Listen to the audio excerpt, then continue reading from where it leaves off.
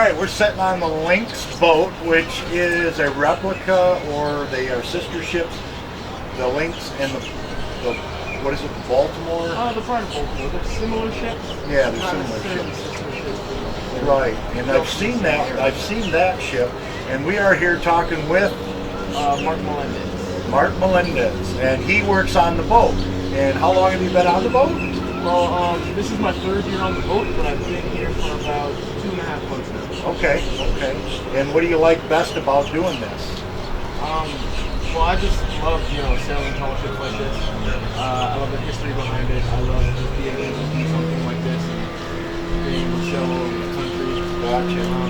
Gotcha. So you're an adventure person at heart. I like to think I am. You like to think you are.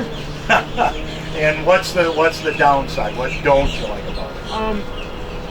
It's hard sometimes being far away from family. You got your family, my family lives here too. Okay. And sometimes you just miss them.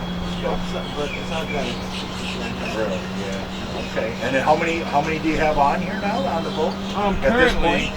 With the cook, we have about 8. Okay, 6 to 7 to 8 in that ballpark. Okay. So you've got an engineer more or less. You've got the captain. You've got a cook. You've got some deck hands, and then you have we have our chief mate and our second mate. Chief mate and second mate. Okay. And what's the plans for the future then for you? Well, I love doing this, so it'd be great to maybe one day be able to run my own boat, have my own license, that kind of thing. Do some open ocean voyaging on boats like this. Sure. I'd really be looking forward to doing Is it difficult for someone to get involved with this, or not really? I don't think so. It kind of just takes the person. You gotta have the drive to want to do it. Gotcha. Because it's hard to just jump on a boat and leave everything behind. But besides that, I think it really just takes a person who's driven and wants to do it. Okay, yeah. It can definitely happen. Right. And then we'll put a link. We'll put a link kind of in the description and everything for the links, and you can find out. Why don't you give us a little bit of information about the boat? Nothing, the complete thing, but yeah, roughly how old is the boat? What kind of boat it is? What is it? What was it formulated after? And that, what was it built in replica to? Well, she is modeled after one of the old Baltimore Clippers from the War of 1812. Okay. She is sort of a reinterpretive replica, so she's about 2/3 the size of the original Lynx. And on deck is very similar, except for these cabin tops here that I'm sitting on. And below deck she's a lot nicer than they both would have been. But her rig and her sail plan and all that stuff is almost completely similar to the boat. No, they wouldn't have had these decks? Yeah, they wouldn't have had these. They would have been flat. Tops. Okay, just more room to get around. Yeah, for running guns and doing. Okay. And this was would have been like a privateer. This boat. Yeah, this boat would have been a privateer, maybe more originally called, but she would have been more of a blockade runner than she would have been a ship captain. And then what is a blockade runner basically? Basically a blockade runner it was one of these boats, a Baltimore Clipper, that was really fast. Okay. It could outrun the old ships of the day. Okay. So it could fight and move, and move, and That's exactly what they would do. They would fire some guns to keep them distracted, and then run and get past them. Gotcha. To keep trade going between the French and the United States. And the boat is how long? The boat is about 122 feet long. Okay. The original Lynx is somewhere between 150 to 160 feet long. Gotcha. Okay. And this will qualify you to work towards your master's 100-ton captain's license. Yeah, this boat counts as a 100-ton vessel, so it does give me time towards my 100-ton master license, and it also gives me time towards my 100-ton master near coastal, which is just a step above the 100-ton. Okay. This lets me sail miles offshore. Okay. A little bit we've got the pirate ship coming by, so we're getting a lot of noise or whatever. And for you guys have a couple girls that work on the boat too. Yeah, we do. This industry is full of women and things like that, and they do just as much as I do. Okay. We've got Michelle, who's currently a deckhand on the boat, and Angela, who's actually the second mate. Oh, she is? Yeah. Okay. And she's the one, I think we met her yesterday.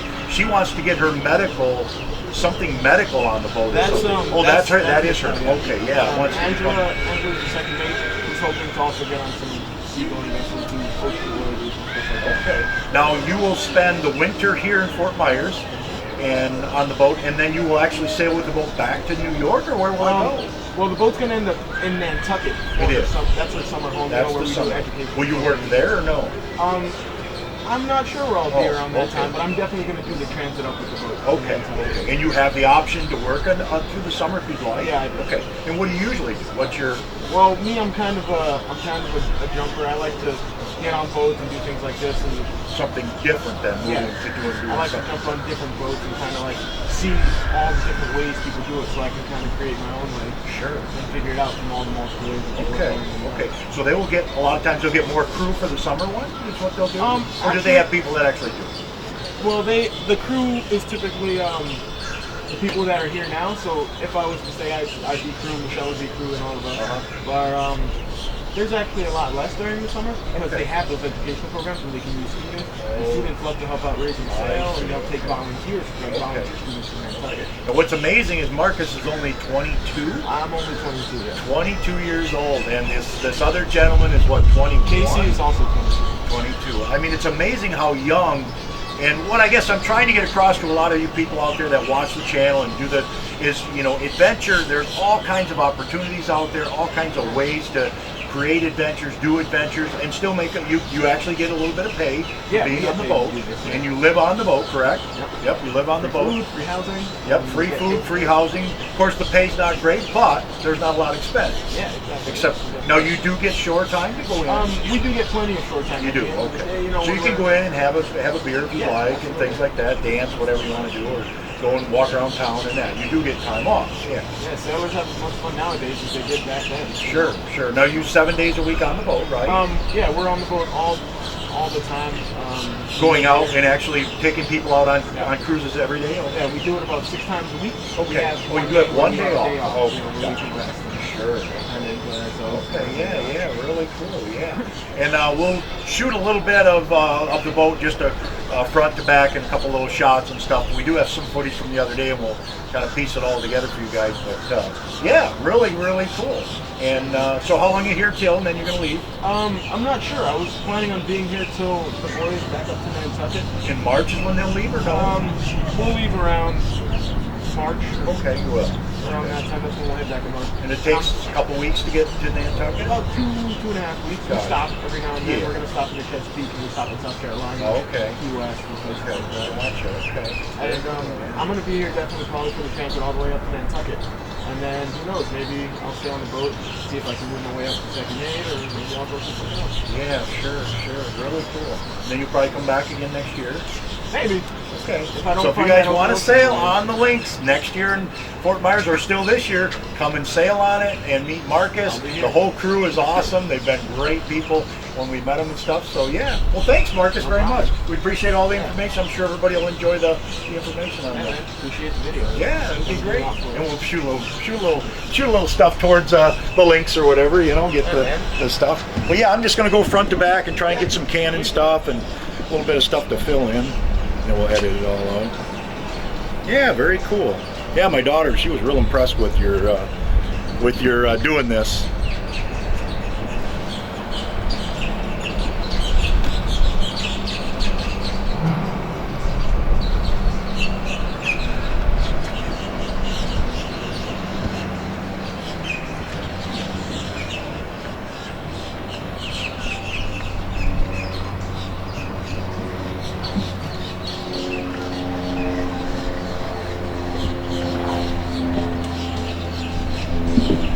Got them over there doing some serving on that wire.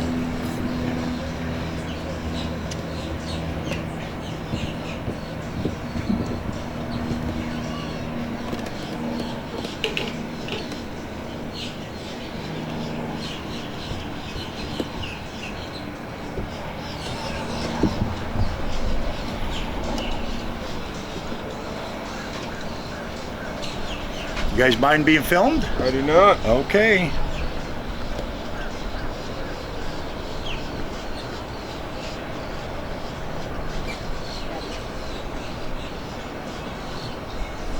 And what are we doing here? So what I'm doing is, it's called serving. Okay. So you can see above here all of this. It used to look like this roll in her hand. This is all natural fiber line that we're using.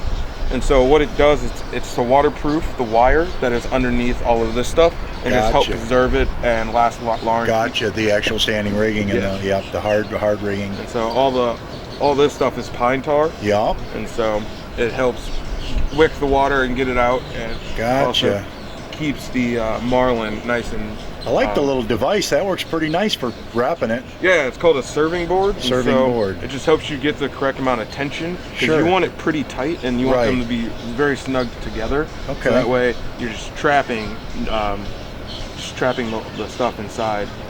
Oh, very nice.